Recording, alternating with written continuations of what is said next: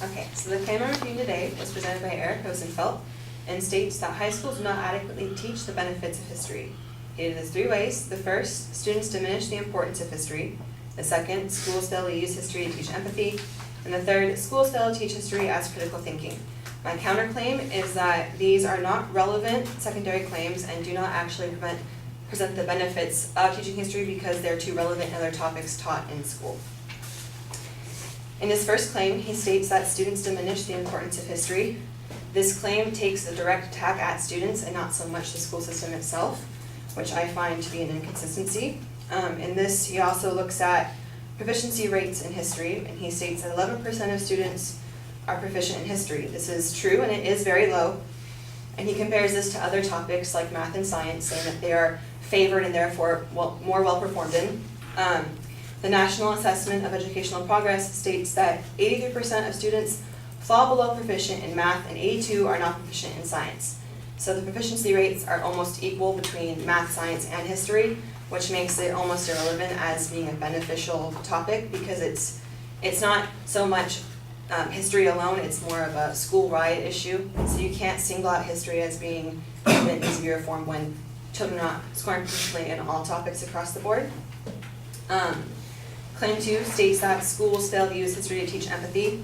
And you can learn empathy from history, but idiotopia.org, which is a school evaluation site, explains that literature and fiction are the main sources of empathy in schools. That looking at literature classes and language arts classes are the courses that cultivate empathy in students.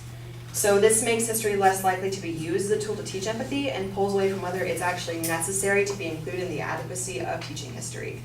It's almost irrelevant to the rest of the claim.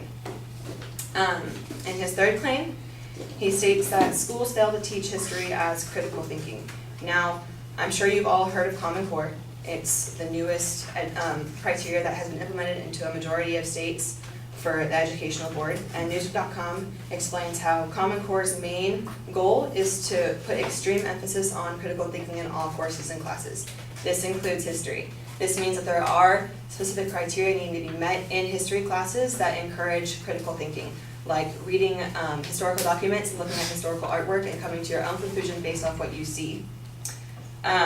Also, he used fake news as an example of learning critical thinking as a way to identify fake news. But scienceNewsForStudents.org explains that this is not taught through critical thinking, it's taught through news literacy, which is actually taught in language arts and literature classes in high school to most students, and that is how kids learn how to identify fake news and fallacies in websites, literature, everything. It's not considered critical thinking.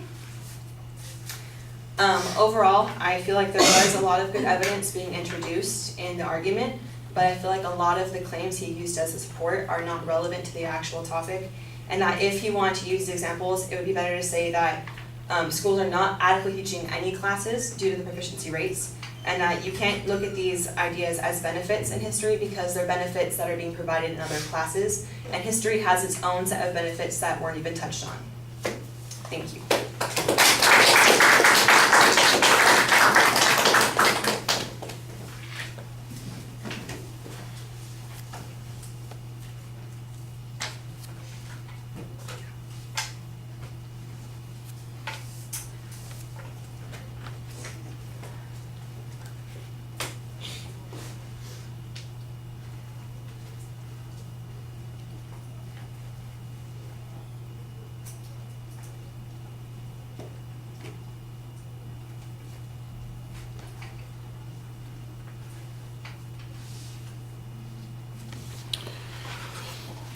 All right, the structural things are fine. The first point, you basically are suggesting that the information is evaluating the students, not the schools. And I think that the advocate was using the students' performance as a measure of the schools. If it's not a measure of the schools, you need to suggest that there is a reason that it's not a measure of the school's performance. And I do think that your second point on that particular issue is a lot more appropriate for that argument, and that is that the schools are failing students on all kinds of subjects, and so history is not particularly unique. Students have a variety of problems learning these subjects or giving them the attention they deserve, and as a consequence, there could be a lot of problems with learning, but the idea that history suffers more than anything else, I think that that's diminished a little bit by that argument that you're presenting there. On the second point, you had, I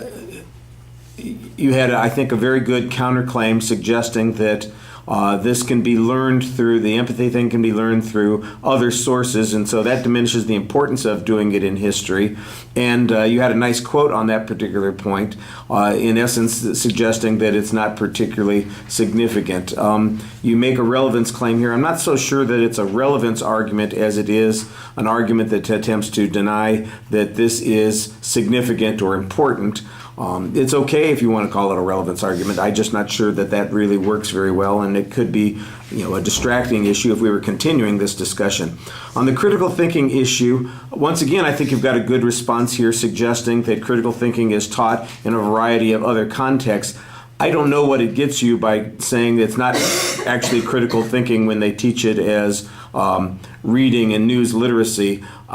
That's always been described as critical thinking to me. So I think your argument would have been better to make the same argument that you were making on the second point above, which is we get this someplace else where it's much more appropriate and important, and there might even be good arguments to make that says it's more likely to be measurable, and you could see it would be effective and that sort of thing.